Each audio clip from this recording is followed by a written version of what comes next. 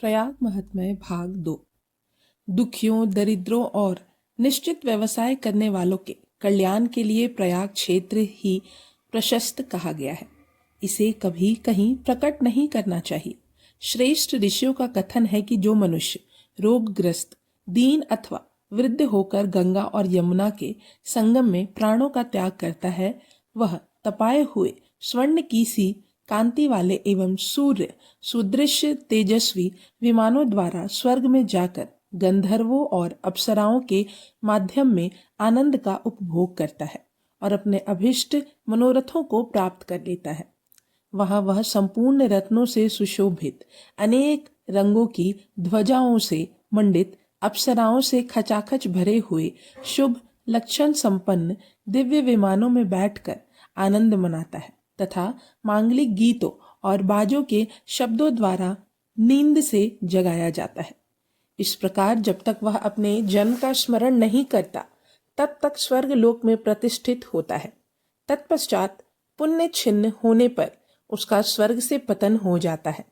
इस प्रकार स्वर्ग से भ्रष्ट हुआ वह जीव सुवर्ण रत्न से परिपूर्ण एवं समृद्धि कुल में जन्म धारण करता है और समयानुसार पुनः उसी तीर्थ का स्मरण करता है तथा स्मरण आने से पुनः उस प्रयाग क्षेत्र की यात्रा करता है। ऋषिवरों का कथन है कि मनुष्य चाहे देश में हो अथवा विदेश में, घर में हो अथवा वन में, यदि वह प्रयाग का स्मरण करते हुए प्राणों का परित्याग करता है तो ब्रह्मलोक को प्राप्त होता है। नारद पुराण में प्रयाग महात्म्य की चर्चा करते हुए कहा गया है कि गंगा में जहाँ कहीं भी स्नान किया जाए वह कुरुक्षेत्र समान पुण्यदायिनी है। उससे 10 गुना पुण्य देने वाली गंगा वह बताई गई है जहाँ वह विंध्या पर्वत से संयुक्त होती है। काशी की उत्तर वाहिनी गंगा विंध्या पर्वत के निकटवर्तिनी गंगा से 100 गुनी पुण्यदायिनी कही गई है। काशी से भी 100 गुना पुण्य वहां बताया गया है जहां गंगा यमुना से मिलती है। वह भी जहां तक पश्चिम वाहिनी है वहां उसमें सहस्त्र गुना पुण्य प्राप्त होता है। पश्चिम वाहिनी गंगा दर्शन मात्र से ही ब्रह्म हत्या आदि पापों का निवारण करने वाली है। पश्चिम भिमुखी गंगा यमुना के साथ मिलती है। वे 100 कल्पों का पाप हर लेती है।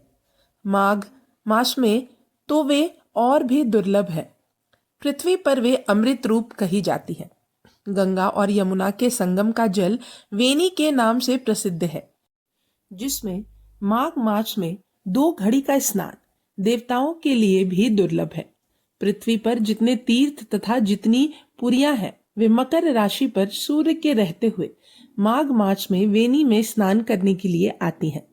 ब्रह्मा, विष्णु, महादेव, रुद्र, आदित्य, मृगगण, गंधर्व, लोकपाल, यक्ष, किन्नर, ब्रह्मानी, पार्वती, लक्ष्मी, सती, मेधा, अदिति, रति, समस्त देव पत्नियां, नाग पत्नियां तथा समस्त पितृगण, ये सब के सब माघ मास में त्रिवेणी स्नान के लिए आते हैं। सतयुग में तो उक्त सभी तीर्थ प्रत्यक्ष रूप धारण करके आते थे, किंतु कलयुग में वे छिपे रूप से आते हैं। पापियों के संगोज से काले पड़े हुए संपूर्ण तीर्थ प्रयाग में माघ मास में स्नान करने से श्वेत वर्ण के हो जाते हैं।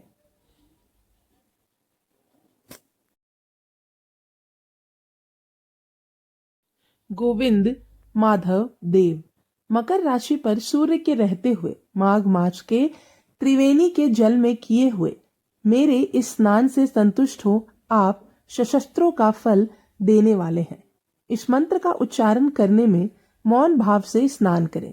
वसुदेव, हरि, कृष्ण और माधव आदि नामों का बार बार स्मरण करें।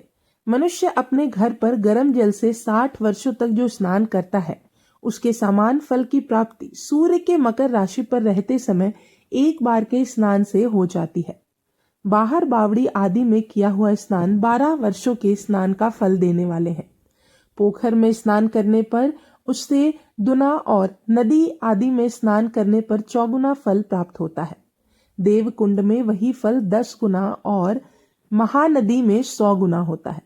2 महानदियों के संगम में स्नान करने पर 400 गुने फल की प्राप्ति होती है, किंतु सूर्य के मकर राशि पर रहते समय प्रयाग की गंगा में स्नान करने मात्र से वह सारा फल सहस्त्र गुना होकर मिलता है।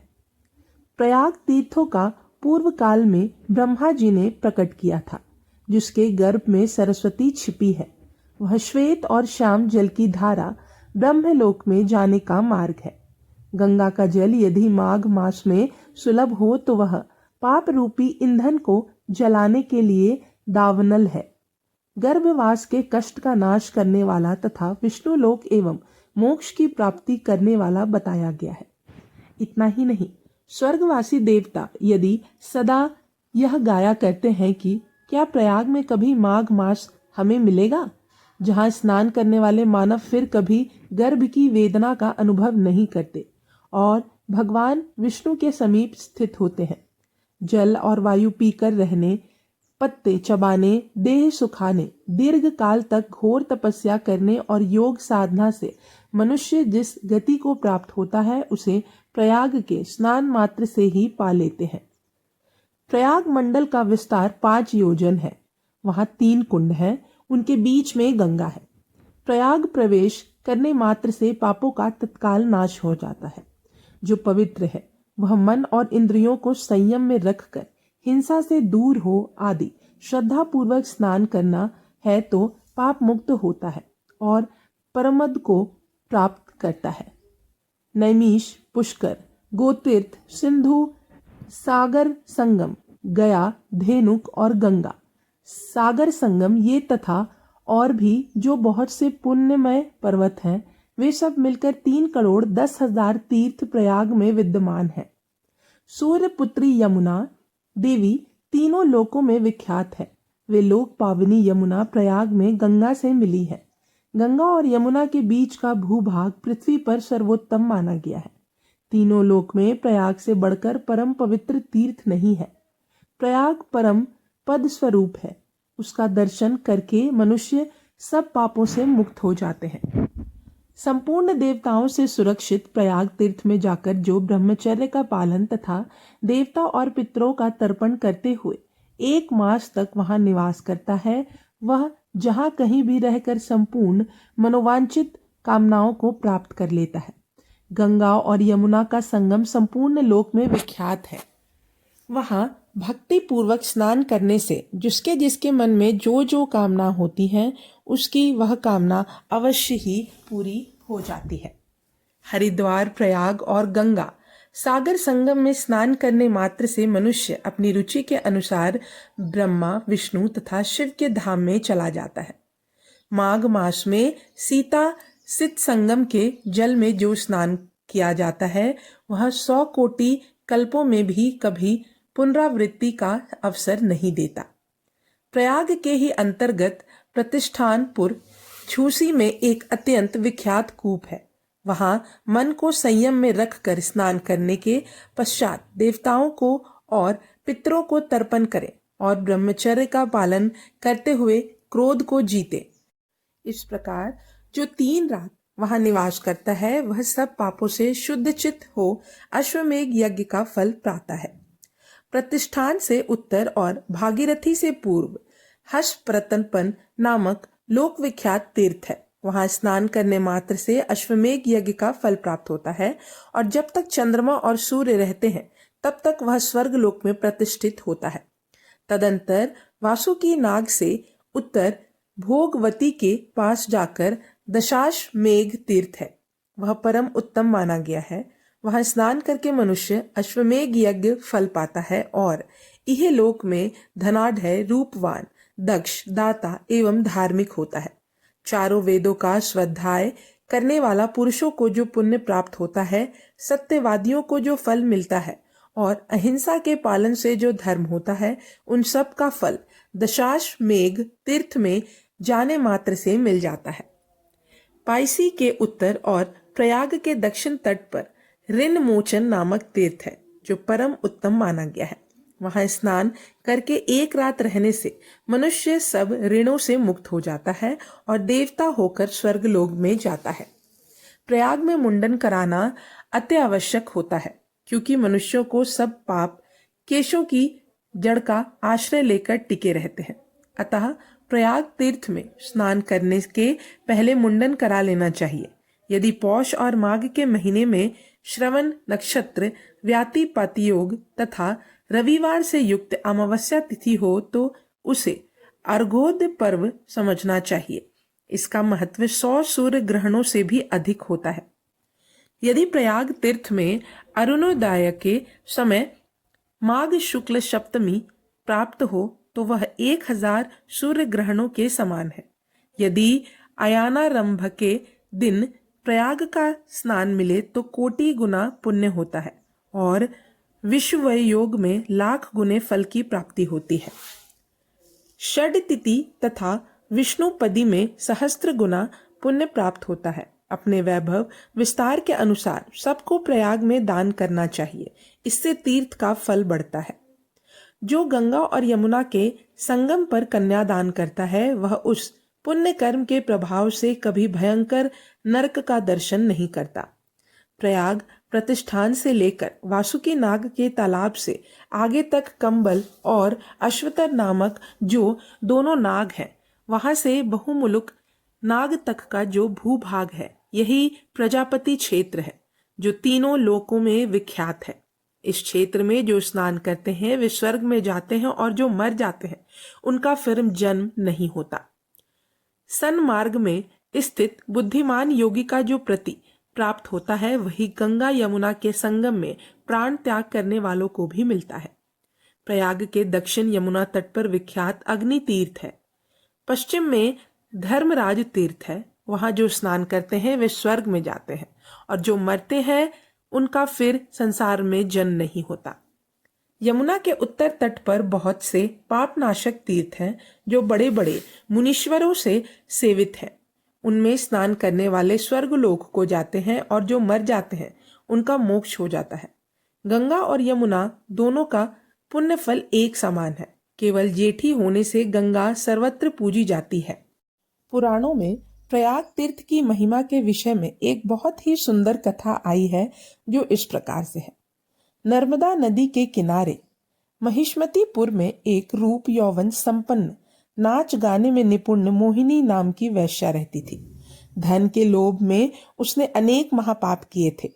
वृद्धावस्था होने पर उसको सुबुद्धि आई और उसने अपना धन बगीचे, पोखरे, बावली कुआं, देव मंदिर और धर्मशाला बनवाने में लगाया।